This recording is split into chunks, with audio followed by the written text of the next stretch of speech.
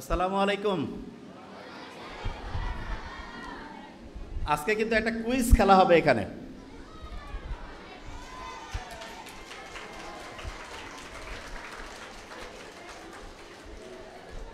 খেলায় দুইটা পক্ষ আছে। এক পক্ষ হচ্ছে স্টুডেন্ট যারা, তারা হচ্ছে এক পক্ষ। আরেক পক্ষ হচ্ছে অভিভাবক। আমি অভিভাবক, স্টুডেন্ট দুই পক্ষের মাঝখানে আছি। একদম শেষ থেকে শুরু করে এখানে প্রত্যেকে যারা আছি, একটা ইন্টারেস্টিং জিনিস আগে বলি। একটা জিনিস নিয়ে যখন প্রত্যেকে চিন্তা করব, তখন প্রত্যেকের যে ব্রেইনের নিউরন আছে না, মাথার মধ্যে একটা ছোট্ট জিনিস নিউরন, এইটার সাথে অন্য আরেকটার কানেকশন তৈরি হবে।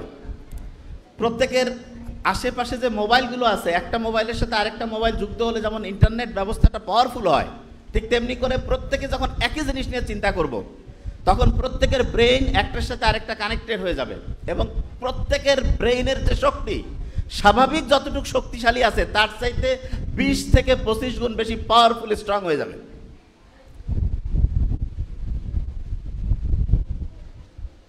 একটা প্রশ্ন করতে চাই আগে, দেখি যে কে বলতে পারে। স্টুডেন্ট থেকে শুরু করে অভিভাবক, দুই গ্রুপে কিন্তু আমি ধরবো। কিন্তু জাহান্নামের কিন্তু জাহান্নাম যে আছে, এটার কিন্তু পাহারাদার আছে।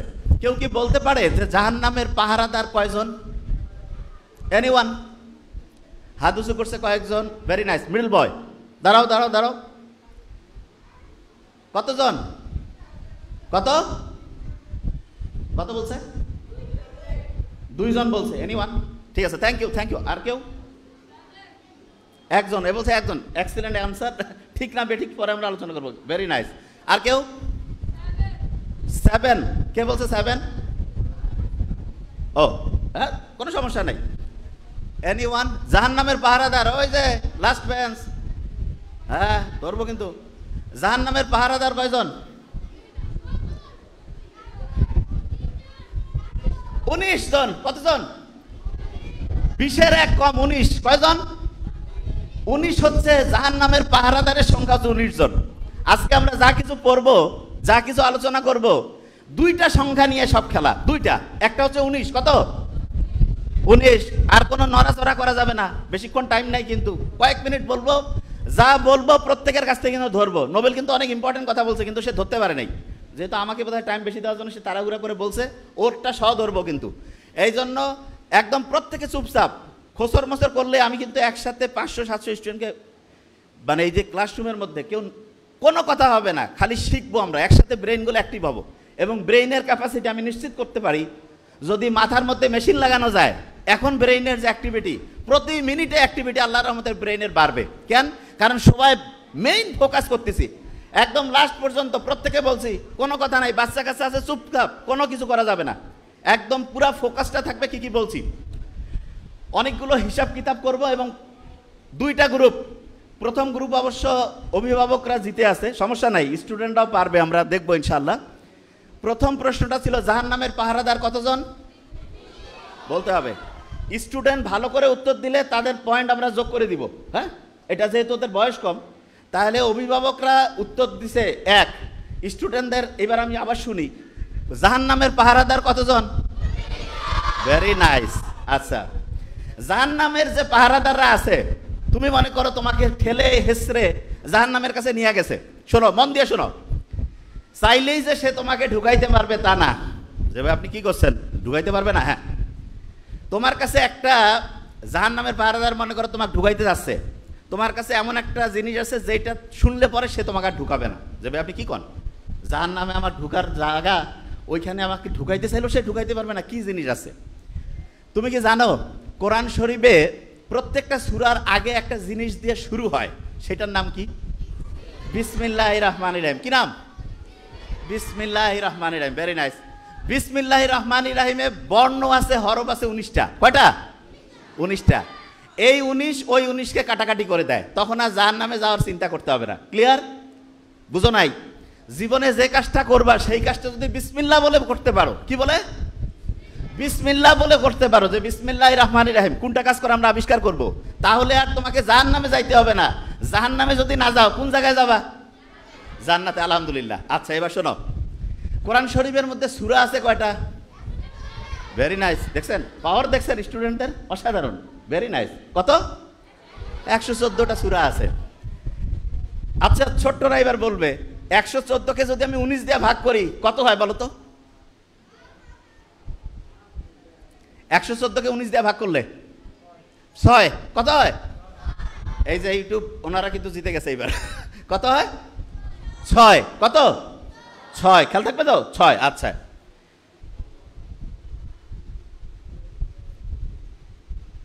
যে কেউ তার শুরুটা করে বিসমিল্লাহ দিয়া। কি দিয়ে করে? বিসমিল্লাহ দিয়ে করে। শুরুটা হচ্ছে বিসমিল্লাহ দিয়া।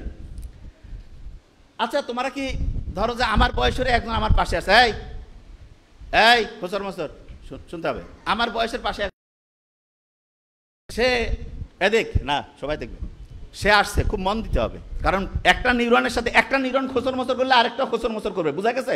সবাই মন দিলে ব্রেন সবার একসাথে চলে আসবে। ব্রেনের ক্যাপাসিটি যত ফোকাস দিব ব্রেনের শক্তি বাড়বে। তার শক্তি বাড়াইতে চাই না, এখানে আসার পরে কি দুর্বল হইতে চাই না শক্তিশালী? এই এই যে মোবাইল, এই একদম একদম আমি বলছি না, আমি দেখতেছি, একদম কোনো কথা নেই। তাহলে ব্রেনটা শক্তিশালী করতে চাই তো, আচ্ছা শক্তিশালী যদি করতে চাই তাহলে যেই কাজগুলো করতে বলবো এখন সেটা দিয়ে শুরু হবে। আমার বয়সের একজন আমার কাছে আসছে, এসে তার ছোট্ট একটা ছিদ্র, একটা ছোট্ট হচ্ছে ক্ষত হাতের মধ্যে হয়েছে, আঙুলের মধ্যে, খুব দামি গল্প। তা সেই ক্ষতটা দেখে মনে হচ্ছে যে ঠিক হবে কি হবে না, বলা হলো যে ভাইয়া তুমি এইখান থেকে অন্য জায়গায় যাও। অন্য ডাক্তারের কাছে গেছে। কোথায় যাব? সার্জারির ডাক্তারের কাছে যেতে হবে। শোনো আগে, সার্জারির ডাক্তারের কাছে কখন গেছে, যাওয়ার পরে বলছে আপনার যে হাতের মধ্যে যে ছোট্ট একটা ক্ষত, এইটা কিন্তু আস্তে আস্তে আঙ্গুলটাকে পচায় ফেলতে পারে। বলেন কি বলেন আপনি? যে হ্যাঁ। বলছে তাহলে বাঁচার বুদ্ধি কি, যে আপনার আঙ্গুলটা কেটে ফেলতে হবে। তার আঙ্গুলটা কেটে ফেললো। আঙ্গুল কেটে ফেলার পরে সে ব্যান্ডেজ ট্যান্ডেজ করে বাসায় আসছে, চিন্তা করতেছে কয়েকদিনের মধ্যে সুস্থ হয়ে যাব। 15 দিন 1 মাস পরে দেখা যায় তার হাতে আরও ব্যথা। আরও ডক্টরের কাছে গেল, ডক্টর পরীক্ষা নিরীক্ষা করে বলতেছে আপনার জন্য ভয়ের খবর আছে। কি কারণ? আপনার এখন আঙ্গুল না, কবজি পর্যন্ত কেটে ফেলতে হবে। মারাত্মক ব্যাপার। কবজি পর্যন্ত, যে বাঁচতে চাইলে কবজি পর্যন্ত কাটা লাগবে, কবজি পর্যন্ত কেটে ফেলছে। কেটে ফেলার পরে আবার ব্যান্ডেজ করে বাসায় আসছে। কয়েকদিন পরে আবার হাতে ব্যথা। ডক্টর বলতেছে আমি পারতেছি না, আপনি আরও বড় জায়গায় যান। বড় প্রফেসরের কাছে গেছে, যাওয়ার পরে বলতেছে আপনার হাতের এইটুক পর্যন্ত কেটে ফেলতে হবে। এইটুক পর্যন্ত কাটার পরে ওই প্রফেসর বলতেছে আমি তো জীবনে বহু রুগী দেখছি, কিন্তু এই রকম হাতে ক্ষত নিয়ে কোনো রুগীর দেখি নাই, যে আস্তে আস্তে একটা ছোট্ট আঙ্গুল, তারপরে হাতের কবজি, এরপরে হচ্ছে এই যে কোনোই পর্যন্ত কাটা লাগে, এরকম দেখি নাই। তা বলছে দেখেন আপনি জীবনে কোনো কিছু করছেন কি না, একটু আপনি ভালোভাবে হচ্ছে কোনো ভালো মানুষের কাছে যান, যে দেখেন যে আপনার জীবনে আরও কোনো ব্যাপার আছে কিনা। তো ওই লোকটা অনেক খোঁজাখুঁজি করে খুব জ্ঞানী সৎ একজন মানুষের কাছে গেছে, যে বলতেছে যে আমার এই অবস্থা হয়েছে। তা বলছে ওই লোকটা খুব আধ্যাত্মিক টাইপের মানুষ, তো উনি হচ্ছে চোখ বন্ধ করে কিছুক্ষণ কি ভাবনা চিন্তা করলো, তারপরে বলল যে তুমি কি তোমার এই হাত দিয়ে কাউকে কোনো কিছু ঠকিয়েছো, কারোর সাথে কি কোনো খারাপ কিছু করছো, অন্যায় করছো? বলছে যে কি করে, তারপরে সে কাঁদতে শুরু করছে। ওই তরুণ বালকটা, সে তখন বলতেছে যে কয়েক মাস আগে সে রাস্তা দিয়ে যাচ্ছিল, তার সাথে তার আরও 2-1 বন্ধু ছিল, তাদেরকে সাথে নিয়ে সে একটা লোক সারাদিন একটা ইনকাম করে মাছ নিয়ে আসতেছিল। সে তাদেরকে ধমক দিয়ে বলছে ওই মাছ তুই নদীতে পাইছিস, নদী হচ্ছে আমাদের, আমরা ওইটার ইজারাদার। তাকে থাপ্পড় মেরে হাত দিয়ে তার যে পাত্র ছিল সেইখান থেকে মাছটা নিয়ে সে চলে আসছে। তখন বলছে যে তুমি যে অপরাধটা করছো সেইটার জন্য যার সাথে এটা করছো তার কাছে যে মাপ চাও। এই তারপরে সে কান্নাকাটি করে ওই লোকের কাছে গেছে, যে বলছে ভাই আমাকে যদি মাফ করে না দাও তাহলে আমার তো কবজি পর্যন্ত কোনোই পর্যন্ত গেছে, আমার গোটাল শরীরে ধ্বংস হয়ে মরে যাব। ওই লোকটা বলছে ঠিক আছে যা হয়েছে তোমাকে মাফ করে দিলাম। এর কিছুদিন পরে তার পরীক্ষা নিরীক্ষা হইল, দেখা গেল তার হাতের যে সমস্যাটা ছিল সেটা থেকে সে দূর হয়েছে। আচ্ছা এটা থেকে আমরা কি বুঝলাম? অন্যের কি উপকার করব না ক্ষতি করব? ক্ষতি করলে আস্তে আস্তে আঙ্গুল, তারপরে হাতের কবজি, তারপরে দেখা যেতে পারে কোনোই, শরীরটাই শেষ হয়ে যেতে পারে না, পারে কি না? আচ্ছা এখানে একটা জিনিস বলি, আপনি যখন আপনার সন্তানকে যে কোনো জিনিস বলবেন, তাকে এক্সাম্পল দিয়ে বলবেন। আল্লাহ যে কোরআন নাজিল করছে এক্সাম্পল দিয়েছে, এবং কোরআনের সবচেয়ে শ্রেষ্ঠ এক্সাম্পল হচ্ছে মোহাম্মদ সাল্লাল্লাহু আলাইহি ওয়াসাল্লাম। মোহাম্মদ সাল্লাল্লাহু আলাইহি ওয়াসাল্লামের জীবনটা কিন্তু হচ্ছে কোরআনের এক্সাম্পল। আপনি যখন আপনার সন্তানকে কিছু শেখাবেন, সেটার প্রথম এক্সাম্পল হচ্ছে আপনি। তার মানে আপনারা যে মা বাবা আছেন, ওনারাই হচ্ছেন আপনার সন্তানের জন্য প্রথম এক্সাম্পল।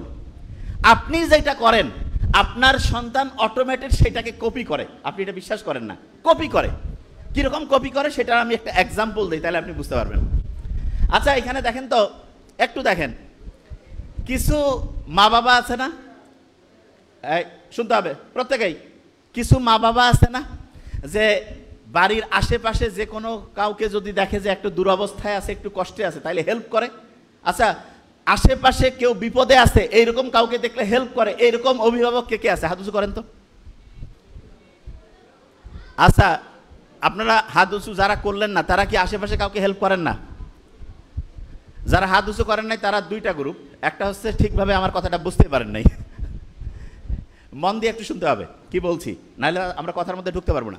আমি আবার জিজ্ঞেস করছি, এবার কিন্তু যে আমি জিজ্ঞেস করবো কিন্তু, এবং আমি ধরবো যে আপনি আসলে উত্তরটা দিলেন না কেন। যারা যারা আপনারা আশেপাশে কোনো একটা বিপদ দেখেন, কোনো একটা পরিস্থিতিতে কাউকে উপকারের সুযোগ আসছে, উপকার করেন কি করেন না? যারা যারা করেন হাত উঁচু করেন। Very nice.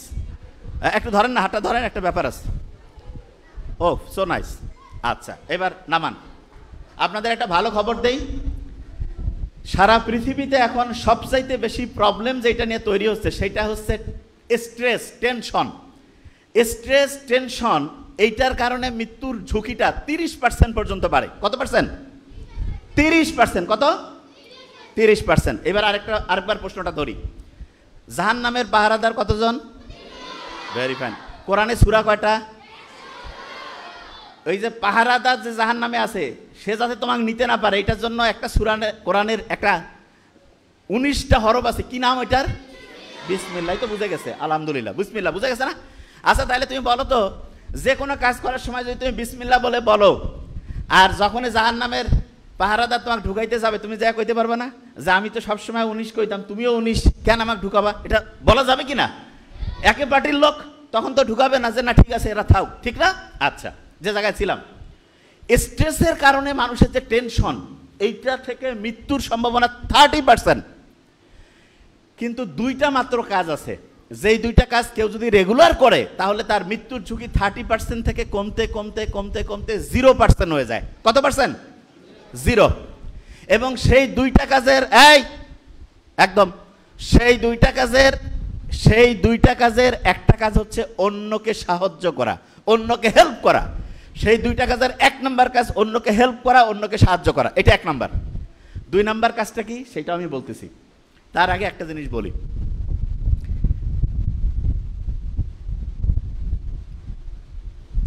এই যে এই বিল্ডিং এর নিচেই যদি আমি যাই, যাওয়ার পরে আশেপাশে মাটি, তারপরে বালু, পাথর, এগুলা পাবো না? পাবো। কিন্তু কাউকে যদি বলি যে ভাই ঠিক আছে বিল্ডিং এর নিচে নামলেই তুমি হচ্ছে যে ডায়মন্ড পাবা, গোল্ড পাবা, কেউ কি বিশ্বাস করবে? বিশ্বাস করবে না। কেন? সবচেয়ে দামি জিনিস কি বাইরেই থাকে নাকি ভিতরে থাকে? তাহলে যেটা যত দামি সেইটা তত লুকায়িত থাকে নাকি বাইরে উন্মুক্ত থাকে? লুকায়িত। তাহলে যে ছোট্ট বাচ্চারা, তোমরা তখন মেয়ে, একদম ছোট্ট মেয়ে, যারা এই যে নারী, মেয়েদের আল্লাহ অনেক মর্যাদা দিয়েছে না? তাহলে মেয়েদের যে সৌন্দর্য, এটা দামি জিনিস না কম দামি? তাহলে দামি জিনিস কি বাইরে উন্মুক্ত থাকবে নাকি প্যাকেট করা থাকবে? প্যাকেট করা। Very nice. কি থাকবে? প্যাকেট করা। তাহলে ছোট্ট বাচ্চা যে যত সুন্দর, প্রত্যেকে অসাধারণ, তার কি তত বেশি পরিমাণ ঢেকে রাখা উচিত নাকি উন্মুক্ত করা উচিত? তাহলে যে যত বেশি পর্দা করে সে তত সুন্দর না অসুন্দর? সে তত দামি নাকি কম দামি? দামি। তাহলে যে পর্দা করে সে কি নিজের দাম বাড়াচ্ছে না কমাচ্ছে? কেননা যে জিনিস যত দামি সেই জিনিস তত কি প্রোটেকশনে থাকে, তত আবরণে থাকে, ঠিক না? ঠিক কিনা? আচ্ছা, প্রত্যেকের বাড়িতে সিন্দুক আছে না? সিন্দুকের মধ্যে কি কেউ হচ্ছে মার্বেল, তারপরে হচ্ছে এই যে ছোট্ট 5-10 টাকার কাপ পিরিচ রাখে, নাকি স্বর্ণের টুকরা দামি জিনিস রাখে? কোনটা? স্বর্ণের টুকরা দামি জিনিস রাখে। তাহলে যারা ছোট্ট মেয়ে, ছোট্ট মামনি যারা আছে, এরা আমাদের সারা জীবনের সবচেয়ে দামি জিনিস না? সবচেয়ে দামি জিনিস, তাহলে এদেরকে কি আমাদের প্রোটেকশন দিয়ে রাখা উচিত না? এদেরকে আমাদের কাভারিং করা উচিত না? এই কাভারিংটা হচ্ছে পর্দা। এই কাভারিংটা কি? তাহলে আল্লাহ যে পর্দার ব্যবস্থা করছে, এটা মেয়েদের করছে না? বেশি ছেলেদেরও পর্দা আছে, কিন্তু মেয়েদের পর্দাটা তুলনামূলক বেশি জরুরি, ছেলেদেরও আছে। তাহলে এই পর্দাটা যে আল্লাহ মেয়েদের দিয়েছে, এতে কি মেয়েদের দাম বাড়িয়েছে না কমিয়েছে? তাহলে পর্দা করলে মেয়েদের মর্যাদা বাড়ে না কমে? যত বেশি পর্দা তত বেশি মর্যাদা। বলি, যত বেশি পর্দা তত বেশি মর্যাদা, তত বেশি কি মর্যাদা। আচ্ছা, এবার শোনো একটা ইন্টারেস্টিং জিনিস। যে জায়গা থেকে বের হয়েছিলাম, বিসমিল্লাহ বলে কোন কাজটা করা যায়? যে জায়গায় ছিলাম, যার নামের পাহারাদার 19, বিসমিল্লাহ বলে কোন জিনিসটা করা যায় সেটা আগে শোনো। একটা জিনিস যেটা মানুষ জানলে তোমার মর্যাদা বাড়বে, কোনো কারণে তোমার কোনো অসম্মান হবে না, সেই কাজটা তুমি বিসমিল্লাহ বলে করতে পারবা। সেই কাজটা কি বলে করবা? বিসমিল্লাহ। আচ্ছা, একজনের পকেট থেকে তুমি না বলে 100 টাকা বের করে নিলা, এইটা যদি সবাই জানে, ভালো না খারাপ? এটাকে বিসমিল্লাহ বলে কওয়া যাবে? তাইলে তুমি কি ওই কাজটা করবা? আচ্ছা, একজন হচ্ছে যে চুপ করে বাড়ি থেকে একটা জিনিস নিয়ে চলে আসলা, এইটা কি জানলে ভালো হবে না খারাপ হবে? তাহলে এটা কি বিসমিল্লাহ বলে করা যাবে? আচ্ছা, তুমি রাস্তা দিয়ে যাচ্ছ, একজন অন্ধ, সে দেখতেছে না, তাকে তুমি হচ্ছে একটু হাতটা ধরে রাস্তাটা পার করাই দিলা, এইটা জানলে তোমার বাড়িতে মানুষ খুশি হবে না কষ্ট পাবে? কি হবে? এটা কি বলে করবা? বিসমিল্লাহ। কি বলে করবা? তোমার মা মনে করো একটু কাজ করতেছে প্রচুর, তুমি যে তাকে একটু কাজে হেল্প করলা, এতে কি তোমার আব্বা আসার পরে তোমার আম্মা যখন বললো যে আমার ছেলে বা মেয়ে আমাকে কাজে হেল্প করছে, এতে কি খুশি হবে নাকি রাগ করবে? তাহলে এটা কি বলে করবা? বিসমিল্লাহ। তুমি পড়তেছো, পড়ার সময় তোমার মা এসে দেখলো তুমি পড়তেছো, তোমাকে সে একটু হচ্ছে খাবার দাবার দিল, এইটা কি ভালো কাজ হইলো না খারাপ কাজ? তাহলে এটা কি বলে করবা? তাইলে যেই কাজটা শুনলে পরে মর্যাদা বাড়ে, যেই কাজটার কারণে নিজের সম্মান উপরে উঠে, সেই কাজটা কি দিয়ে শুরু করব? সেটা কি দিয়ে করব? বিসমিল্লাহ। আচ্ছা, বিসমিল্লাহ দিয়ে যদি করি, দেখো কত লাভ। আল্লাহ কি বলছেন শোনো। আচ্ছা, তোমরা নামাজ যে পড়ো, নামাজ প্রত্যেক রাকাতে সূরা ফাতিহা পড়ো না? সূরা ফাতিহা। আচ্ছা বলো তো আমাকে, সূরা ফাতিহার কয়টা আয়াত আছে? Very nice. কয়টা? 7টা। একটা হিসাব দেই, শুনলে অবাক হবা। আচ্ছা, ছোট্ট বাচ্চারা যারা আছো, 1 বছর থেকে নামাজ পড়তেছো, ঘর পড়তা কারা কারা? হাত উঁচু করো তো। 1 বছর থেকে নামাজ পড়তেছো, 1 বছরের বেশি হলে হবে? 1 বছর। আচ্ছা আচ্ছা, বড় মানুষ যারা আছে তারা 1 বছর থেকে নামাজ, তার বেশি বললে কোনো সমস্যা না, হাত উঁচু করে। 1 বছর বা তার বেশি নামাজ পড়তেছে, হাত উঁচু করা যাবে। 1 বছর বা তার বেশি নামাজ। আচ্ছা, একটা ইন্টারেস্টিং জিনিস বলি, আপনি যারা 1 বছর নামাজ পড়ছেন, প্রায় 10,000 বার সূরা ফাতিহা আল্লাহর রহমতে পড়ে ফেলছেন। 10,000 বার। কাউকে যদি আমি বলি এই 10,000 বার সূরা ফাতিহা পড়ো, কিন্তু কবে না, এটা কি সম্ভব? কিন্তু জাস্ট প্রত্যেক দিন প্রায় 30 রাকাতের মতো আমরা নামাজ পড়ি। ফজরে 4, জোহরে ধরলাম 10, আসরে 4, মাগরিবে ধরলাম 7 বা 5, এশায় ধরলাম 9, গড় পড়তা প্রায় 30 রাকাত। 1 মাসের 900 রাকাত, 1 বছরে 10,800, আরো কয়েকশো বাদ দিলাম, 10,000 বার সূরা ফাতিহা আমরা পড়ছি। লাভটা কি হয়েছে? বিজ্ঞানীরা দেখছে সূরা ফাতিহা যে শুরু হয় আলহামদুলিল্লাহ দিয়া, শুকরিয়া আদায় করা। বিজ্ঞানীরা বলতেছে প্রত্যেক দিন সকালে উঠে তুমি যদি শুকরিয়া আদায় করো, এই যে চশমা, শুকরিয়া আদায় করো যে হ্যাঁ আমি ভালো আছি, তখন আমাদের শরীরের মাথা থেকে শুরু করে প্রত্যেকটা অংশ অ্যাক্টিভ হয়ে যায়, খুশি হয়ে যায়। যেমন আমি যদি বলি এই ছেলেটার খুব অসাধারণ ব্রেন, এই ছেলেটা অসাধারণ কিছু করবে, মনটা চাঙ্গা হয়ে যায় না? এইরকম যখনই আমি আল্লাহর কাছে শুকরিয়া আদায় করি, আমার শরীরের মাথা থেকে শুরু করে প্রত্যেকটা অংশ অ্যাক্টিভ হয়ে যায়, খুশি হয়ে যায়। এবং এরা যখন খুশি হয়ে যাবে, যে কেউ খুশি অবস্থায় বেশি কাজ করে না কম কাজ করে? এই দেখো কত এনার্জি, বেশি কাজ না কম কাজ? তাইলে আমাদের মাথা থেকে পা পর্যন্ত সবগুলো জিনিসকে যদি আমি খুশি করতে চাই, আমাকে আলহামদুলিল্লাহ বলতে হবে। কি বলতে হবে? তা আলহামদুলিল্লাহ তো এমনিতে বলতে মন চায় না, এই জন্য আল্লাহ নামাজের মধ্যে প্যাকেট করে দিয়ে দিছে। প্রত্যেক নামাজে আমরা সূরা ফাতিহা পড়ি, আলহামদুলিল্লাহি রাব্বিল আলামিন দিয়ে শুরু করি। আল্লাহর কাছে হচ্ছে শুকরিয়া আদায় করলাম, আমাদের শরীরের যত অঙ্গ প্রত্যঙ্গ আছে এরা খুশি হয়ে গেল যে আমরা ভালো কাজ করতেছি, তখন কাজের গতি আরো বেড়ে গেল। আচ্ছা, পরীক্ষায় যখন রেজাল্ট দেয়, অনেক স্টুডেন্টের রেজাল্ট দেখা যায় একটু নাম্বার কম বেশি হয়েছে। খুব ইম্পর্টেন্ট ঘটনা, একটা স্টুডেন্ট 100-র মধ্যে পেয়েছে 40, আরেকটা স্টুডেন্ট 40 পেয়েছে। 2 স্টুডেন্টের অভিভাবক প্রথম স্টুডেন্টের যে অভিভাবক সে বলতেছে তোর দ্বারা কিছু হবে না, রেজাল্ট করি, পড়াশোনা করি, লাভ নাই। আরেকটা যে 40 পাওয়া স্টুডেন্ট, তার মা বাবা তাকে পাশে বসিয়েছে যে বাবা তুমি তো অনেক ভালো করছো, 40 পাইছো, এরকম করে পড়লে আস্তে আস্তে 50, 60, 70, 80 পাবা। 3 মাস পরে যখন পরের পরীক্ষা হয়েছে, যে স্টুডেন্টের মা বাবা তাকে পাশে বসিয়ে বলছে তুমি 40 পাইছো, আস্তে আস্তে তোমার হচ্ছে রেজাল্ট আরো ভালো করতে পারবা, পরের টার্মে দেখা গেছে সে সবার মধ্যে ফার্স্ট হয়ে গেছে। এটা কেন হইল? কারণ তার ওই বাচ্চাটা সাহস পাইছে যে না আমার বাবা মা বলতেছে আমি ভালো করতেছি, তখন তার ব্রেইনও খুশি হয়ে গেল এবং সে পরিশ্রম করে পরের রেজাল্টটা অসাধারণ করলো। তাহলে অভিভাবক যারা আছে, সন্তানের রেজাল্ট যেরকমই হোক, প্রত্যেক অভিভাবকের প্রথম এবং প্রধান দায়িত্ব সন্তানের রেজাল্ট যেরকমই হোক তাকে পাশে বসিয়ে উৎসাহিত করা। কি করা? অনেকে বিশ্বাস করতেছে না, কয় যে না নাম্বার কম পেলে উৎসাহ দেওয়া যাবে না। আচ্ছা, অভিভাবকদের আমি একটা জিনিস বলি, আপনার সন্তানকে কি আপনি নাম্বার 1 বানাইতে চান কিনা? হাত উঁচু করেন তো, কারা কারা চান? প্রত্যেকেই চান না? আমরা চাই প্রত্যেকেই। আচ্ছা, ভেরি নাইস। শোনেন, এই যে আপনার সন্তানকে যদি আপনি নাম্বার 1 বানাতে চান, একটা আমি জিনিস বলি, তাহলে এখন আপনি নিজে বুঝবেন। আপনার বাসায় একজন সুস্থ আছে, একজন অসুস্থ, হেল্প কি সুস্থ লোকের বেশি দরকার না অসুস্থর? এটা কি কঠিন কাজ? কার দরকার? অসুস্থের।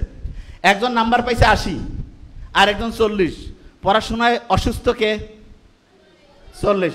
এরা ভালো উত্তর দিচ্ছে, ভেরি নাইস। 40 হচ্ছে অসুস্থ, তাইলে সেবা শুশ্রূষা কি 80-র বেশি দরকার না 40-এর? কিন্তু আমরা অভিভাবকরা কি ঠিক আচরণ করি? এই যে স্টুডেন্ট বলতেছে নো, তার মানে দেখা যায় 80 পাইলে কয় খুশি আর 40 পাইলে বেজার। তাইলে আসলে কি অভিভাবক হিসাবে আমি আমার কাজটা ঠিক করতে পারছি? এই জন্য দেখেন, ইসলাম দেখেন কি অসাধারণ। ছোট্ট শিশু নাম্বার কম পাইছে, তাকে উৎসাহ কি কম দেওয়া উচিত না বেশি? আচ্ছা, একজন খুব স্বাস্থ্যবান আর একজন রোগাশোকা, কাকে বেশি পুষ্টিকর খাবার দিব? যে রোগাশোকা। তাহলে যে নাম্বার কম পাইছে তাকে কি বেশি উৎসাহ দিতে হবে না কম? হ্যাঁ, বেশি উৎসাহ দিতে হবে। বেশি উৎসাহ যদি দিতে চাই, তাহলে তাকে উৎসাহ দেওয়ার জন্য তাকে 1 নাম্বার বুদ্ধি হচ্ছে তার প্রশংসা করা। কি করা? প্রশংসা। কিরকম প্রশংসা? যে তুমি এই যে চেষ্টা করতেছো, 40 পাইছো, নাম্বার ব্যাপার না, তুমি চেষ্টা করতেছো, আমরা খুব খুশি হয়েছি। প্রত্যেক অভিভাবককে আজকে ওয়াদা করতে হবে জীবনে।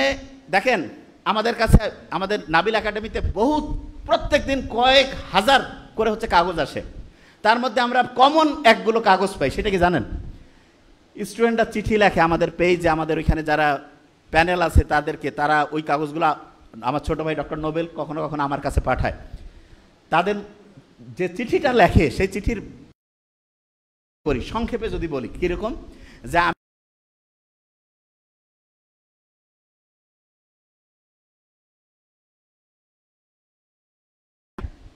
যে আমি যে সমস্যা বলছি এইটা কোনোভাবে যাতে আমার আব্বা আম্মা না জানে। আপনি দেখেন, ওরা আমাদেরকে বিশ্বাস করতেছে, অথচ মা বাবা হচ্ছে সন্তানের জীবনের শ্রেষ্ঠ অ্যাডভাইজার, শ্রেষ্ঠ কাউন্সিলর। মা বাবা যদি ঠিক হয় অ্যাডভাইজার হিসাবে, কাউন্সিলর হিসাবে, আমরা যারা কাউন্সিলর হিসাবে আলাদাভাবে এই আমরা টাকা নিয়ে দিই। দেখেন, আমরা কিন্তু ফ্রি দিলাম সেটা অন্য, কিন্তু নর্মালি কি হয়, যে কোনো আপনি দেখাইলেন একটা ফি নেয়, অথচ মা বাবা হচ্ছে সুপার অ্যাডভাইজার, সুপার কাউন্সিলর। আপনি আপনার সন্তানের কাউন্সিলিং কেন করতে পারছেন না? এখানে আবার একটা ইন্টারেস্টিং জিনিস বলি। এক প্রফেসর, নাম নিব না, চিনে ফেলবেন, উনি একদিন বলতেছেন নাবিল আমার ছেলেটার একটু কাউন্সিলিং করো তো। আমি বললাম স্যার আপনি তো অনেক লক্ষ লক্ষ মানুষের কাউন্সিলিং করছেন। কয় আমার বেটা আমার কথা শুনে না। কেন? আমি বললাম স্যার, আমি তখন স্যারের সাথে আলাপ করলাম যে কি কারণে। বলতেছে সে সবাই এসে স্যারকে বলে, দেখেন ইন্টারেস্টিং খুব জিনিসটা, এটা কিন্তু শিখতে হবে, খুব ইন্টারেস্টিং জিনিস। সবাই এসে স্যারকে টাকা দিয়ে দেখাচ্ছে, স্যারের বেটা, স্যারের ছেলে স্যারের কাছে শুনতেছে না।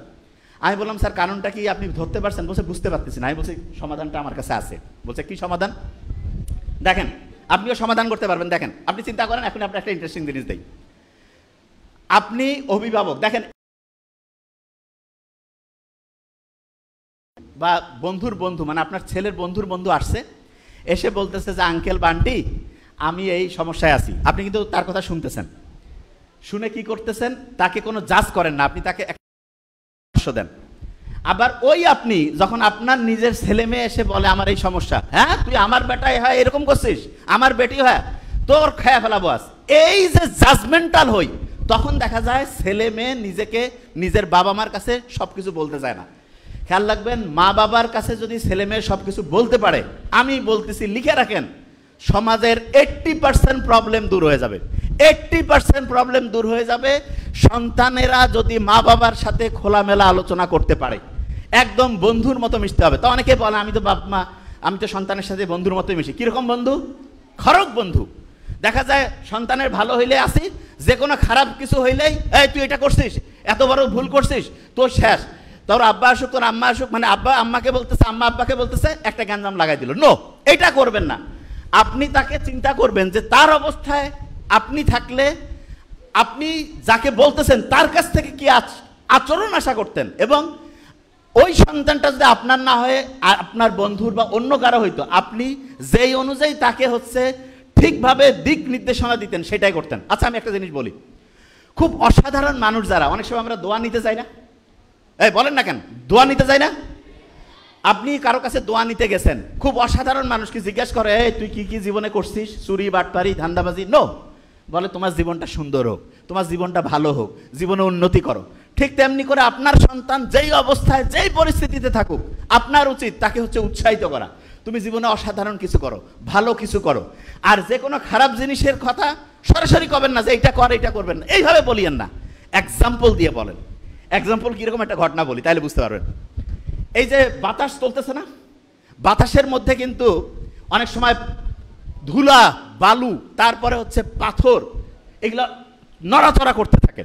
তা হঠাৎ করে উত্তরবঙ্গে এরকম বাতাস যখন উঠে, তখন সেটাকে একটা স্পেশাল নাম বলে, পশ্চিয়া, এরকম একটা শব্দ আছে। এটার মানেটাকে একটু সহজ করে বলি। বাতাস উঠতেছে, এক জায়গায় একজন খুব জ্ঞানী মানুষ এবং তার চতুর্দিকে কয়েকজন তার স্টুডেন্ট বসে আছে। তা জ্ঞানী লোকটা বলতেছে যে তোমরা কি মিষ্টি মন্ডা কিছু খাইতে চাও? ওই স্টুডেন্ট যারা আছে যে হ্যাঁ এটা হইলে খুব ভালো হয়। তা উনি কাগজের মধ্যে কি কি জানি লিখলো, আরবি ভাষায় লিখে ভাঁজ করে একজনকে বললো যে ওই যে এরকম করে ঘুরতেছে সেখানে যে এটা জমা দাও। উনি করছে কি, ওই কাগজটা ওইখানে গিয়ে জমা দিয়েছে। দেওয়ার পরে দুই একদম বক্স মিষ্টি আর হচ্ছে যে ওইটাকে বলে যে হচ্ছে সন্দেশ চলে আসছে। আসার পরে তো সবাই খুব মজা করে খাইলো। ওই যে স্টুডেন্টকে দিছিল হাতের লেখা, সে কিন্তু যাওয়ার সময় একটু দেখে নিছে।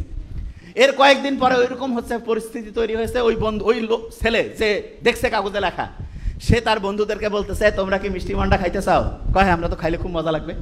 তো বলতেছে দাঁড়াও, ও চিন্তা করতেছে সাল লিখে দিছিল, আমি দেখছি শিখে ফেলছি, এইটা যদি আবার আরেকজনকে লিখে দেয় তাহলে তো ও শিখে ফেলবে। ও বলছে তোমরা দাঁড়াও। ও সুন্দর করে ওটা লিখছে, লিখে গিয়ে ওইখানে ফেলে দিছে। প্রথমবার ফেলে দিছে, কাজ হয় না, কোনো মিষ্টি মন্ডা আসতেছে না। দ্বিতীয়বার ভালো করে আবার লিখছে, ফেলে দিছে, তবু কাজ হচ্ছে না। একটু কনফিডেন্স কমে যাচ্ছে, কি ব্যাপার হচ্ছে না কেন? শেষে আরো ভালো করে লিখছে, লিখে দিয়েছে। তৃতীয়বার যে লিখে কাগজটা ফেলছে, একদম জোরে জোরে গালের মধ্যে থাপ্পড়, পিঠের মধ্যে কিল ঘুষি শুরু হয়ে গেছে। সে কিচ্ছু দেখতে পাচ্ছে না, দৌড়ানো শুরু করছে। দৌড়াইতে দৌড়াইতে দৌড়াইতে ওই যে জ্ঞানী লোক যে লিখে দিছিল মিষ্টি আর হচ্ছে সন্দেশ আসছিল, তার কাছে চলে গেছে। যে বলতেছে যে আসসালামু আলাইকুম, একটা ভুল হয়ে গেছে। কি ভুল বাবা? বলছে যে আপনি তো সেই দিন আমরা বসেছিলাম, ওই বাতাস হচ্ছিল, ওই সময় একটা জিনিস লিখে দিলেন, মিষ্টি আর হচ্ছে সন্দেশ আসছিল। তা ওই লেখাটা আমি লিখে মুখস্থ করে রাখছিলাম, আপনার ওই জিনিসটা। আজকে ওই ঘটনা ঘটছে, ওইরকম হচ্ছে যে বাতাসের প্রবাহ এরকম ছিল, আমি ওইটা লিখে বন্ধুদেরকে বলতেছি মিষ্টি আর সন্দেশ নিয়ে আসতেছি। একবার দিলাম, দুইবার দিলাম, কাজ হয় না। তৃতীয়বার দেওয়ার পরে আমার গালের মধ্যে থাপ্পড়, পিছনে কিল ঘুষি মারা শুরু করছে। কারণ কি হুজুর বলেন? হুজুর বলতেছে শোনো, ওই দিন ওরা যে যাচ্ছিল জিনের বাহিনী, তারা হচ্ছে একটা বিয়ের প্রোগ্রামে, ওদের একটা ভালো প্রোগ্রামে যাচ্ছিল। এই জন্য বললাম আপনাদের শুভ হোক, আপনাদের দিনটা ভালো কাটুক। ওদের প্রশংসা করলাম, করে দিলাম। ওরা বৃষ্টি মানে একটা মিষ্টি এবং হচ্ছে সন্দেশ উপহার হিসাবে দিয়েছে। আর আজকে যে তুমি কাগজটা জমা দিয়েছো, ওই কাগজটার মধ্যে তুমি যা লিখছো, ওই দিন ওরা, আজকের ওই দিনে ওরা হচ্ছে একজন ওদের খুব সম্মানিত লোক হচ্ছে মারা গিয়েছে, তাকে তারা জানাজা করতে যাচ্ছে। আর ওই সময় তুমি বলতেছো আপনাদের দিনটা খুব ভালো হোক। ওরা প্রচুর খেপে গেছে, ওদের একজন ভালো লোককে তুমি এরকম করছো, এই জন্য তোমাকে চত্থাপ্পড় শুরু করছে। এটা থেকে কি শেখা গেল? শেখা গেল একই জিনিস ভিন্ন সময় করা যাবে না। মানেটা কি? মানে হচ্ছে ছোট্ট বাচ্চা যারা আছো, তোমাদের ছোট্ট বয়সে তোমাদের একরকম কাজ, বড় যখন হবে তখন আরেক রকম। প্রত্যেকটার জন্য আলাদা আলাদা বয়স আল্লাহ সেট করেছেন। ছোট্ট বয়সে এই ছোট্ট বয়সে তোমাকে যেই কাজগুলো করলে তোমার ব্রেন ভালো হবে সেই কাজটা করতে হবে। বড় বয়সে যেটা একরকম, ছোট বয়সে আরেক রকম। কোন বয়সে কোনটা তোমার জন্য ভালো এইটা অভিভাবক তোমাকে দিবে। তুমি যদি ভুল বয়সে ভুল কাজ করতে যাও তাহলে চর থাপ্পড় আর কিল ঘুষি খাওয়া লাগবে। বুঝা গেছে? এই ছোট মানুষরা বুঝছো, তোমরা লেখা দেখেই আবার কাগজ ফিকাই দিও না, তাহলে কিন্তু চর থাপ্পড় আর কিল ঘুষি। মাথায় ঢুকছে? এই ক্লিয়ার, বুঝতে পারছো? আচ্ছা, ছোট স্টুডেন্টদের মধ্যে পড়তে মজা লাগে না কার কার? হাত উঁচু করো তো। পড়তে মজা লাগে না? Very nice. পড়তে মজা লাগে না, মজা লাগে না, ভেরি নাইস। আছে তোমরা যারা যারা হাত উঁচু করছো, যারা হাত উঁচু করো নাই, প্রত্যেকে আমাদের দলের মধ্যে আসো। ভেরি নাইস, হাত নামাও। একটা ইন্টারেস্টিং জিনিস বলি, পড়তে কেন মজা লাগে না সেটা বলি। আমাদের ব্রেইনের মধ্যে আছে না, ব্রেইনের মধ্যে একটা জিনিস তৈরি হলে মজা লাগে। যে ভাই আপনি কি করছেন? ব্রেইনের মধ্যে তৈরি হয়। হ্যাঁ, সব মজা ব্রেইনে। আচ্ছা, একটা লোক হঠাৎ করে অজ্ঞান হয়ে পড়ে গেল, তারপরে সে হাঁটতে পারছে না, চলতে পারছে না, হাত আছে পা আছে। কারণ কি জানো? হাত পা চলার জন্য ব্রেইনের যে সেন্টার আছে সেই সেন্টার অফ হয়ে গেছে, সেই সেন্টার কাজ করতেছে না। ঠিক তেমনি করে ব্রেইনে ভালো লাগার একটা সেন্টার আছে। ভালো লাগার কি আছে বলো? সেন্টার। এই সেন্টারটা যেই জিনিস দিয়া চলে তার একটা সুন্দর নাম আছে। আচ্ছা, করা ইংলিশ কি বলো তো? করা, ডু দিয়া নাম ডোপামিন। কি নাম বলো? ডোপামিন। ঠ্যাং আছে না, ঠ্যাং, ঠ্যাং মাঝখানে আছে ডোপামিন। কি নাম বলো? Very nice, dopamine. একসাথে বলবো, ডোপামিন। বলো ডোপামিন। এবার শুনো, খুব ইন্টারেস্টিং। ব্রেইনে ডোপামিন তৈরি হইলে ভালো লাগে। ডোপামিন তৈরি হইলে কি লাগে? ভালো। আচ্ছা, এবার একটা ইন্টারেস্টিং জিনিস বলি, শোনো একদম মন দিয়ে। কয়েক মিনিট বলবো, একটু মন দিয়ে। এই, ডোপামিন তৈরি হইলে ভালো লাগে না? এখন শোনো, তোমার বই যখন তুমি পড়ো, এই তোমার ভালো লাগার বুদ্ধি শিখাই দিছি কিভাবে ভালো লাগবে। বই পড়লে তোমার ব্রেইনে ডোপামিন তৈরি হয় 10 ইউনিট। কত? 10। মনে করো তুমি 10 টাকা পাইছো বই পড়লে, আর তুমি যদি বন্ধু বান্ধবের সাথে গল্প গুজব করতেছো তোমার তৈরি হয় 20 ইউনিট। কত? আচ্ছা, একজন মনে করো একই কাজ করলে 10 টাকা পায়, একই কাজ করলে 20 টাকা। কোন কাজটা করতে চাবে? যেটা বেশি টাকা পাবে। তাহলে এখন বলো তো, তুমি যদি প্রথমে গল্প করো তাহলে প্রথমে তো তোমার ব্রেন 20 টাকা করে পাইলো, তারপরে কি সে 10 টাকার কাজ তার আর ভালো লাগবে? ভালো লাগবে? ভালো লাগবে না। আচ্ছা, এবার বলো তো, না শব্দটার ইংরেজি কি? নোটা উল্টাইলে কি হয়? অন। অন মানে হচ্ছে চালু হওয়া। অন মানে কি? কয় না ফ্যানটা অন করে দিত বাবা, মানে চালু কর। এই টিভিটা অন করতো, চালু কর। মোবাইলটা একটু অন করে আনতো, চালু কর। অন মানে কি? চালু করা। এবং অন মানে কি জানো? সামনে যাওয়া। অন মানে কি? আচ্ছা বলো তো, নোটাকে উল্টাইলে কি হয়? তাইলে বন্ধুর সাথে গল্প আমি করব, কিন্তু সেটা কি পড়ার আগে না পড়ার পরে? তাইলে পড়ার আগে যদি আমি গল্প করি তারপরে পড়তে মন চাবে না, কিন্তু আমি যদি পড়ি তারপরে যদি গল্প করি তাহলে আমার পড়াও মজা লাগবে, গল্পও মজা লাগবে। পড়াও মজা, গল্পও মজা। তাহলে বলো তো, আগে কি গল্প করবো না আগে বই পড়বো? আগে কি করব? আচ্ছা, তাহলে এবার একটা দেখি, স্টুডেন্ট হেভি ব্রিলিয়ান্ট, মারাত্মক ফিউচার বাংলাদেশের অদ্ভুত সুন্দর। কারণ সত্যি কথা, মনটা তো চাঙ্গা হইলো। সারা দেশের স্টুডেন্ট যদি এইরকম হয়, আমেরিকা ইংল্যান্ড একদিকে, আমাদের বাংলাদেশ আরেক দিকে থাকবে। বিশ্বাস করো, সত্যি কথা বলছি। মারাত্মক অ্যাক্টিভ স্টুডেন্ট। এবং এই ছোট্ট বাচ্চাদের যে অ্যাক্টিভিটি, আমি তো ইউনিভার্সিটিতে যে বক্তব্য দেই, ওদের গ্রুপ একদিকে থাকলে এদের সাথে পাবে না, নিশ্চিত। সুপারহিট গ্রুপ, অসাধারণ। মানে আমি যেটা দেখতেছি, এই স্টুডেন্টরা এদের যে অ্যাক্টিভিটি দেখো কি অসাধারণ। একটা জিনিস দেখো, পড়ার ক্ষেত্রে প্রথমে বন্ধুর সাথে গল্প করব নাকি আগে পড়বো? পড়বো, তারপরে। আচ্ছা, এবার বলো তো, আমাদের যে ব্রেনটা, এটা কি কোনো কোম্পানি বানাইছে না আল্লাহ বানাইছে? আচ্ছা, যে যে জিনিসটা বানায় তার কাছে ওই জিনিসটার চাবি থাকে না? তাইলে ব্রেনটা চাবি দিয়া যদি আমরা ভালো করতে চাই, কার সাথে কানেকশন করতে হবে? আচ্ছা, আল্লাহর সাথে চিঠি লেখার একটা বুদ্ধি আছে। যে ভাই কি করেন, চিঠি লিখবেন? হ্যাঁ, দৈনিক 5 বার একসাথে চিঠি লিখতে পারো, সেটা হচ্ছে নামাজ। কি বলো? নামাজ। এই নামাজ যদি আমরা পড়ি তাইলে আল্লাহর সাথে চিঠি লিখলে আল্লাহ কি খুশি হবে না বেজার হবে? খুশি হবে। আচ্ছা, ছোটবেলায় ধরো যে তোমার আব্বা আম্মা তোমাকে আদর করে, বড় হইলেও করে, ঠিক না? তোমার আব্বা আম্মা তোমাকে যতটা আদর করে, আল্লাহ কিন্তু আমাদেরকে তার চেয়ে লক্ষ লক্ষ কোটি কোটি গুণ বেশি আদর করে। কিন্তু একটা শর্ত আছে, সেটা কি জানো? আচ্ছা, আমরা যারা এখানে একটু বড় আছি তাদের কাছ থেকে তোমরা শোনো, তাইলে বুঝতে পারবা। আচ্ছা, আমাদের ছেলে মেয়ে যদি আমাদেরকে জানিয়ে একটা কাজ করে, আমরা বড়রা কি খুশি হই নাকি কষ্ট পাই? এই বড়রা বলি না কেন, খুশি না কষ্ট? খুশি। এবার চিন্তা করেন তো, আল্লাহকে জানিয়ে যদি আমি একটা কাজ করে, আল্লাহ খুশি হবে নাকি কষ্ট পাবে? আল্লাহ তো কষ্ট বলে কিছু নাই, খুশি নেই, কিন্তু আমি জাস্ট বুঝাচ্ছি আল্লাহ তখন হচ্ছে বান্দার উপরে রহমতটা কি বাড়াবে না কমাবে? বাড়াবে। এবার আমাকে একটা জিনিস বলো, এই ছোট্ট যারা আছো, ব্রেইনের চাবি যদি আমি স্টার্ট করতে চাই, কার সাথে কানেকশন? আর আল্লাহর সাথে কানেকশনের জন্য 5 বার চিঠি লেখার যে নিয়ম, সেটার নাম কি? নামাজ। তাহলে প্রত্যেক দিন যদি 5 বার আল্লাহর সাথে কানেক্টেড হয়ে নামাজ পড়ো, তাহলে দৈনিক 5 বার চিঠি লেখা হইলো না? দৈনিক 5 বার কি হলো? চিঠি লিখলে কানেকশনটা বাড়ে। কিরকম বলি, একজনকে এমনিতে দাওয়াত দিলা, ভালো, কিন্তু কার্ড দিয়ে সুন্দর করে একটু যদি দাও, খুশি হয় না? তোমাকে মনে করো চিফ গেস্ট বানাইছে এক জায়গায়, কার্ড দিল, তুমি একটা জন্মদিনের একটা কার্ড পাইছো, খুশি লাগে না? তাইলে এরকম আল্লাহকে যখন আমরা নামাজে ডাকি, তখন আল্লাহ খুশি হয় নাকি কষ্ট পায়? খুশি হয়। আচ্ছা বলো তো, আল্লাহকে যখন আমরা নামাজে ডাকি, তখন আমরা সেজদা দেই না? সেজদা, যখন আমরা সেজদা দেই, তখন আমাদের শরীরের নাকটা কোথায় লাগে? মাটিতে। কপালটা কোথায় লাগে? আচ্ছা বলো তো, নাক আছে না? নাক, এই নাকে হাত দাও। একটা জিনিস বলি, হাসি যখন আসে, তখন নাকে হাত দিলে কিন্তু হাসিটা ওই সময় অফ হয়ে যায়, দেখছেন? কারণ হচ্ছে যে এটার সাথে অলফেক্টরি বলে একটা নার্ভ আছে, সেটা কানেকশন ব্রেইনে। হাসি দিলে আমরা কি বলি? আলহামদুলিল্লাহ না? আলহামদুলিল্লাহ বলি না? বিজ্ঞানীরা দেখছে, হাসি দিলে শরীরের ভাইরাস যেগুলো শরীরের জন্য খারাপ, সেগুলো বের হয়ে যায়। এই জন্য আলহামদুলিল্লাহ বলি। কত অসাধারণ! তার মানে হাসি, এই প্রক্রিয়াটা শরীরের জন্য ভালো। ইন্টারেস্টিং জিনিস। নাক যেটা, এইটাকে বলে মর্যাদার প্রতীক। কিসের প্রতীক? মর্যাদা। আর কপাল, কয় না ওর কপাল ভালো, এটা হচ্ছে সৌভাগ্যের প্রতীক।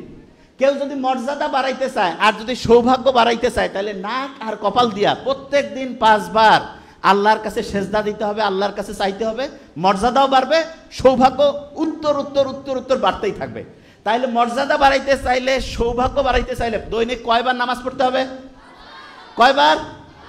আচ্ছা, নামাজ যখন আমরা পড়ি, তখন আল্লাহ শুকরিয়া আদায় করি কি করি না? শুকরিয়া আদায় করি। আচ্ছা, এবার অনেকে বলবে যে ভাই, যে নামাজ পড়তেছি দৈনিক, কিন্তু ব্রেইন বাড়তেছে না, অনেকে বলে না? এই আচ্ছা, ব্রেইনের ক্যাপাসিটি, মানে ব্রেইনটা ঠিকভাবে কাজ করে না, এইরকম কার কার মনে হয় ব্রেইন কাজ করে না ঠিকভাবে ছোট বাচ্চার মধ্যে?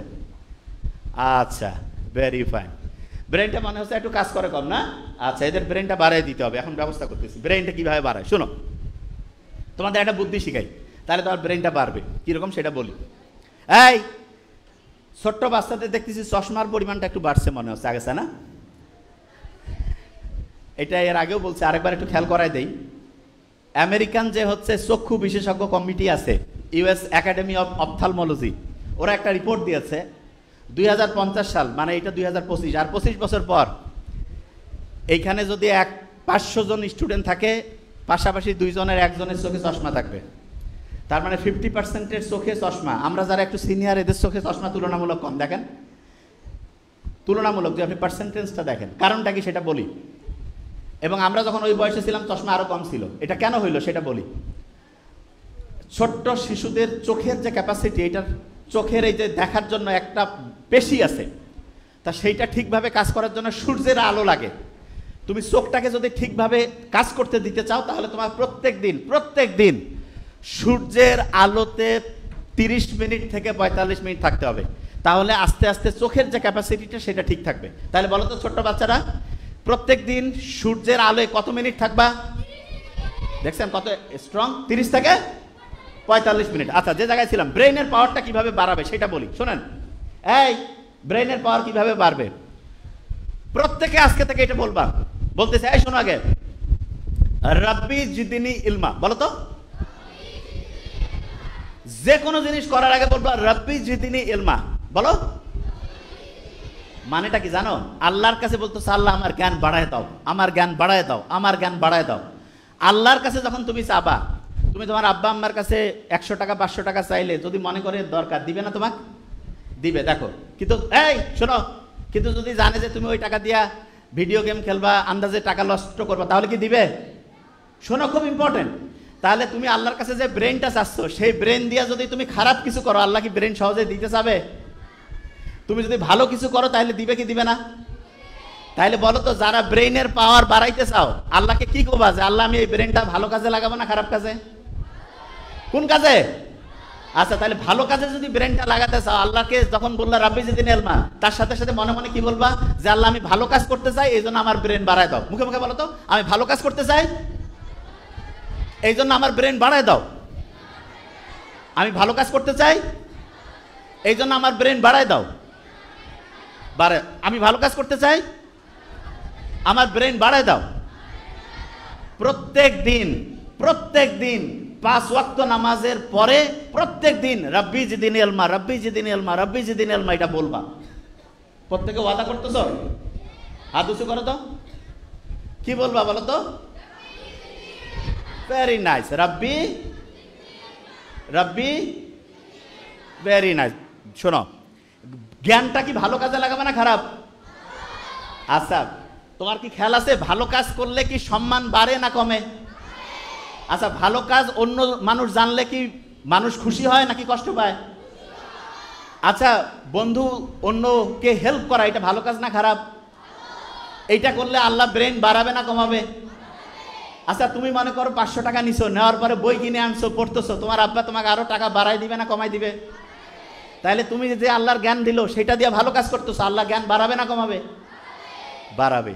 শোনো, তোমাদের মনে মধ্যে একটা বুদ্ধি আসতেছে না, যে আমি মনে মনে কব আল্লাহ আমার খালি বুদ্ধিটা আসুক তারপর খারাপ কাজ করব না, এরকম মনে হচ্ছে যে বুদ্ধিটা আগে দেও। আচ্ছা শোনো, তুমি কি করবা না করবা এটা আল্লাহ সব জানে, আল্লাহ সব জানে। এই দাঁড়ান, এই তো খোঁচার মতো শুরু হয়ে গেছে। হ্যাঁ, একটা জিনিস ক্লিয়ার করি, প্রত্যেকটা স্টুডেন্টকে যে জিনিসটা মাথায় নিতে হবে সেটা হচ্ছে, আমি যত ভালো কাজ করব আমার ব্রেইনের অ্যাক্টিভিটি বাড়বে এবং আস্তে আস্তে আস্তে আমার পড়াটা মনেও থাকবে ভালো। তাহলে প্রথম আল্লাহর কাছে চাবো। আর 2 নাম্বার কি জানো, খুব ইম্পর্টেন্ট, যেটা করলে তোমার ব্রেন বাড়বে, কি সেটা বলি। তুমি যত সত্যি কথা বলবা তোমার ব্রেন ওইটা শুনবে এবং ওইটা মনে রাখবে। বললো তো, সত্যি বললে ব্রেনের পাওয়ার বাড়বে না কমবে? যত বেশি সত্য বলবো ব্রেনের পাওয়ার বাড়বে না কমবে? আর যদি মিথ্যা বলি, তাহলে এখন থেকে কি সত্যি বলবো না মিথ্যা বলবো? সত্যি বললে ব্রেনের পাওয়ার বাড়বে না কমবে? বাড়বে। আচ্ছা, আরেকটা ইন্টারেস্টিং জিনিস, এই মা বাবাকে যদি সম্মান করো, এই যে আছে না তোমরা ছোট মানুষ, মা বাবাকে যদি সম্মান করো তাহলে তোমার ব্রেইনের যে আছে না এইখানে তখন হচ্ছে তারা খুশি হয়ে যায়। এরা যদি খুশি হয় তাহলে তখন এরা ভালো করে কাজ করবে না খারাপ করে? তাহলে বলো তো, মা বাবাকে যদি সম্মান করো তাহলে তোমার ব্রেইনের যে শক্তি, ব্রেইনের যে পাওয়ার, এটা বাড়বে না কমবে? বাড়বে। তাহলে বলো তো, এখন থেকে মা বাবাকে সম্মান করবো না অসম্মান? মা বাবার কথা মতো চলবো কিনা? সত্যি কথা বলবো না মিথ্যা? নামাজ দৈনিক পড়বো কিনা? পড়বো। আচ্ছা, এই জ্ঞান দিয়ে কি ভালো কাজ করবো না খারাপ কাজ? আচ্ছা, এবার একটা গাছের ঘটনা বলি, এই শেষের দিকে চলে আসছি, কয়েক মিনিট। চীন দেশের নাম শুনছো তোমরা? চীন, আচ্ছা চীনের নাম শুনছো তোমরা? মুহাম্মদ সাল্লাল্লাহু আলাইহি ওয়াসাল্লামের একটা হাদিস, জানি না এটা নিয়ে বিভিন্ন মতভেদ আছে, যে জ্ঞান অর্জনের জন্য সুদূর চীনে হইলেও যাও। এই চীনে একটা গাছ আছে, গাছ, সেই গাছের যে বীজটা সেখানে যখন বপন করা হয়, পানি দিলা, পানি দেওয়ার পরে 3 মাস 6 মাস 1 বছর গেল, কোনো কিছু দেখা যায় না। 2 বছর গেল, কিচ্ছু দেখা যায় না। 3 বছর গেল, কিচ্ছু দেখা যায় না। 4 বছর গেল, কিচ্ছু দেখা যায় না। 5 বছর গেল, কিচ্ছু দেখা যায় না। 6ষ্ঠ বছরের দিকে 3 মাসের মধ্যে 70 ফিট লম্বা একটা বিশাল গাছ, ওই যেটা কিছুই যাচ্ছিল না, মাত্র 3 মাসের মধ্যেই 70 ফিট লম্বা উঁচা একটা গাছে পরিণত হয়ে গেল। এখন অনেকের মাথায় প্রশ্ন যে এটা কি কারণে হইল? ওই যে গাছটা যে বীজটা দিছিল, প্রথম দিনে হয় নাই, 1 বছরে হয় নাই, 2 বছরে, 3 বছরে, 4 বছরে। কিছু কিছু জিনিস আছে যেটা হঠাৎ করে খুব বড় হয়, এবং তোমাকে যদি আল্লাহ কোনো কিছু দেরিতে দেয় বেশি দিবে। কিরকম এক্সাম্পল দিচ্ছে, এই যে গাছের এক্সাম্পলটা বুঝছো না, যে তাড়াতাড়ি, এই যে কোনো গাছ কি এরকম আছে একবারে 70 ফিট হঠাৎ করে হয়, ওই গাছটা হবে যেটা যত দেরিতে। আচ্ছা, গরুর দুধ কারা কারা তোমরা খাইছো? হাত উঁচু করো তো। হ্যাঁ, ব্রেইন আছে, ভেরি ফাইন। শোনো, হরলিক্স খাইও না, হরলিক্সে চিনি, হরলিক্স খাবা না। অনেক অভিভাবক মনে করো হরলিক্সে ব্রেইন বাড়বে, ব্রেইন ধ্বংস হয়। এটা নিয়ে পরে বলবো, খালি এইটুকু বললাম, হরলিক্সে 10 গ্রামে 7 গ্রাম চিনি, ফালতু জিনিস, সত্যি কথা, ফালতু। আচ্ছা, যে জিনিসটা বলতেছিলাম, আচ্ছা এই ছোট্ট বাচ্চারা এবং অভিভাবক সবাই, এবার গরুর দুধ থেকে 1-2 দিন পরে কি দই পাওয়া যায় না? দই থেকে পাওয়া যায় মাখন, মাখন থেকে পরবর্তীতে পাওয়া যায় ঘি। বলো তো, গরুর দুধের দাম বেশি না দইয়ের দাম বেশি? দইয়ের দাম বেশি না মাখনের দাম বেশি? মাখনের দাম বেশি না ঘিয়ের দাম বেশি? আচ্ছা, এবার তুমি মনে করো ঘি ডাইরেক্ট দুনিয়া কি ঘি আসে নাকি দুধ থেকে দই, দই থেকে মাখন, তারপরে কি ডাইরেক্ট ঘি নাকি দুধ থেকে তৈরি হয়? আচ্ছা, তুমি ভালো কাজ করছো, সাথে সাথে তুমি পুরস্কার পাইছো, তাইলে বলো তো দই পাবা না দুধ পাবা? গরুর দুধ পাইলা। একটু দেরিতে পাইছো, তাইলে কি গরুর দুধ থেকে কি পাবা? দই পাবা। আর একটু দেরিতে হইলে সবচেয়ে দেরিতে ঘি। তাহলে সবাই ঘি খাইতে চাও না? এই কও না কেন? ব্রেইনের জন্য খুব উপকারী। ছোট্ট বাচ্চা যারা আছো, মা এবং অভিভাবকদেরকে বললো প্রত্যেকদিন একটু হইলেও ঘি খাওয়াবেন, ব্রেইন অ্যাক্টিভ হয়। ব্রেইনের তথ্যগুলো যে রাস্তা দিয়ে যায় না, আচ্ছা এই রাস্তা দিয়ে যাওয়ার জন্য আমরা অনেক সময় করি না একটা জিনিস, ওই যে যারা হুন্ডা চালাই যাতে খুব ভালোভাবে হচ্ছে ইঞ্জিনটা চলে, এই জন্য মোবিল টোবিল দিয়ে একটু করি না? এইরকম ব্রেইনের রাস্তাটা হচ্ছে ওইরকম মোবিলের মতো কাজ করে হচ্ছে ঘি। প্রত্যেকদিন ঘি খাবো একটু করে, প্রত্যেকদিন।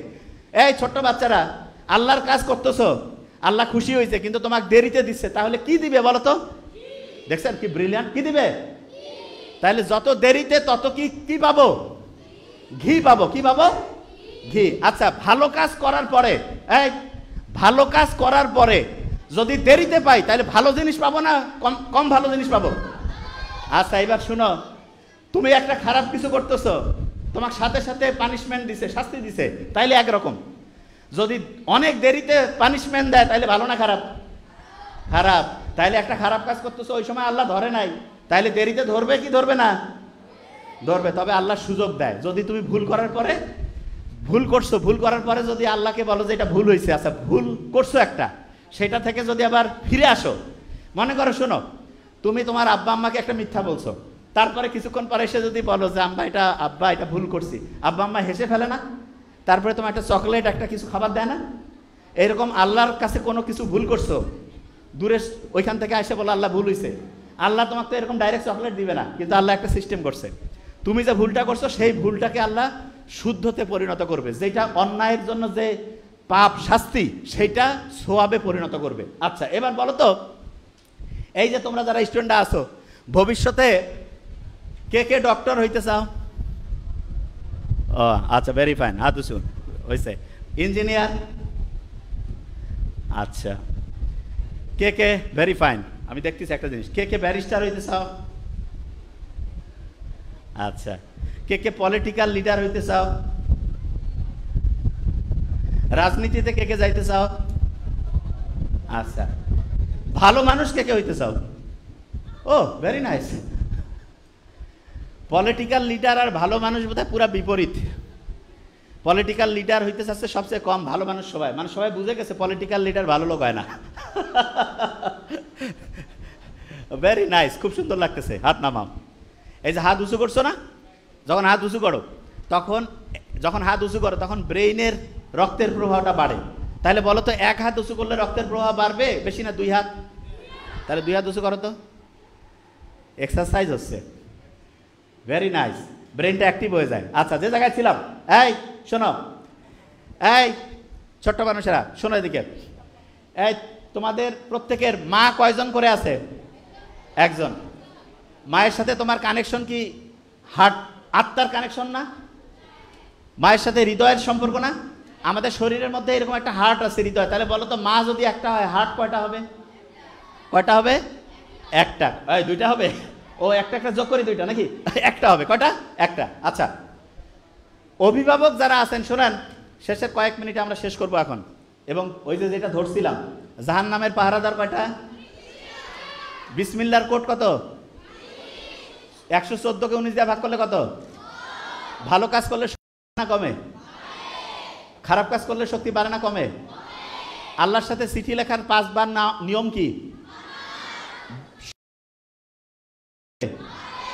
আচ্ছা, তোমরা ছোট মানুষ যারা, একটা বুদ্ধি বলি, এইটা কিসের বোতল? পানি। আমাদের ভেরি নাইস, আমাদের যে ব্রেইন আছে না, ব্রেইনটা এইখানে পানির মধ্যে, এই ব্রেইনটা হচ্ছে ডুবা থাকে, ভাসতে থাকে। ব্রেইনে যদি পানি 5% কমে, 5, তাহলে তোমার ব্রেইনের যে শক্তি 25% কমবে। কত পার্সেন্ট? তাহলে বলো তো, তোমরা ছোট মানুষ যারা আছো, ব্রেইনের পাওয়ার বাড়াইতে চাও না কমাইতে? প্রত্যেক দিন সকালে উঠে 2 গ্লাস করে পানি খাবা। কয় গ্লাস? কয় গ্লাস? কি বলে খাবা? বিসমিল্লাহ না আল্লাহু আকবার? বিসমিল্লাহ। খাওয়ার পরে কি আলহামদুলিল্লাহ বলবা না অন্য কিছু? ব্রেনের পাওয়ার খালি বাড়তেছে না? বাড়তেছে না? আলহামদুলিল্লাহ বললে বাড়বে, বিসমিল্লাহ বললে বাড়বে। ফিরে ওদিকে শয়তান যে 19 জন যে আছে জাহান্নামের প্রহরী, ওরা তো কাছে বাবা সাবধান, এদের কাছে যাওয়া যাবে না, ঠিক না? আচ্ছা, তাহলে বলো তো, ছোট্ট মানুষ যারা আছে প্রত্যেক দিন সকালে উঠে কয় গ্লাস পানি খাবা? 2 গ্লাস। আচ্ছা, এবার শোনো, শয়তান আছে না? এই শয়তান আছে কিনা শোনো আগে। কোরআন শরীফে আল্লাহ শয়তানের কথা যতবার বলছে, ফেরেশতার কথা ততবার বলছে বিপরীত। শয়তান সবচাইতে বেশি ঘোরাঘুরি করে কোন সময় তোমরা কি জানো? সন্ধ্যার একটু পর থেকে ওদের ঘোরাঘুরি শুরু হয়। আমরা দিনের বেলায় জাগি, আর শয়তানের মুভমেন্ট শুরু হয় বেশিরভাগ হচ্ছে মাগরিবের পর থেকে। মনে করো যত রাত বাড়ে শয়তানের চতুর্দিকে ঘোরাঘুরি বাড়ে, তত বেশি ওরা অ্যাক্টিভ হয়। তাহলে বলো তো, আমরা যদি শয়তান থেকে বাঁচতে চাই, তাইলে রাতে কি আমাদের বেশিক্ষণ জেগে থাকা উচিত না তাড়াতাড়ি ঘুমানো? তাইলে বলো তো, যেই কাজগুলো শয়তানি কাজ, এগুলো কি বেশি রাতে হবে না দিনে? তাহলে যত বেশি রাতে যেই কাজটা হচ্ছে, এই বিভিন্ন প্রোগ্রাম, এগুলা কি বেশিরভাগ ওইখানে শয়তান কি বাড়বে না কমবে? তাহলে বলো তো, শয়তান থেকে বাঁচতে চাইলে দেরিতে ঘুমাবা না তাড়াতাড়ি? শয়তান যদি ব্রেনের মধ্যে ঢুকে, ব্রেনের পাওয়ার বাড়াবে না কমাবে? তাইলে বলো তো, ব্রেনের পাওয়ার বাড়াইতে চাইলে তাড়াতাড়ি ঘুমাবা না দেরিতে? আচ্ছা, আর সকালে যখন ঘুম থেকে উঠে যখন ফজরের নামাজ পড়বা না, শয়তান একদম দূর, যে বাবা এর সাথে থাকা যাবে না। কেন? কারণ জানে যে শয়তানের কথা মতো চলবে না। ফজরের নামাজ যখনই পড়লা, সারাদিন শয়তান কাছে এর সাথে থাকি লাভ নাই। তাহলে শয়তান থেকে যদি সারাদিন বাঁচতে চাই, ফজরের নামাজ পড়বো কি পড়বো না? তাইলে বলো তো, রাতে তাড়াতাড়ি ঘুমাবা না দেরিতে? ফজরে উঠে কি করবা? নামাজ পড়বা কি পড়বা না? আচ্ছা, নামাজ যখন পড়লা, বড় বড় সব শয়তান চলে গেল, ছোটখাটো 2-1টা শয়তান থাকে, ওদেরকে কি কাছে রাখতে চাও না দূরে সরাইতে চাও? ওই সময় একটু কোরআন পড়বা। কি পড়বা? ছোট শয়তান বড় শয়তান সব পালাইলো, তখন খালি আল্লাহর ফেরেশতা, আল্লাহর রহমত, ব্রেন বাড়বে না কমবে? তাহলে রাতে তাড়াতাড়ি ঘুম, সকালে তাড়াতাড়ি উঠবো, বড়দের কথা শুনবো, বাবা মার সাথে সত্যি কথা বলবো, নামাজ পড়বো। এই নিয়মে যদি চলি, সারা বাংলাদেশ অসাধারণ, সারা দুনিয়ার একটা শ্রেষ্ঠ দেশ হবে, এবং সেই দেশটা তোমরা তৈরি করবা। Thank you so much. আসসালামু আলাইকুম।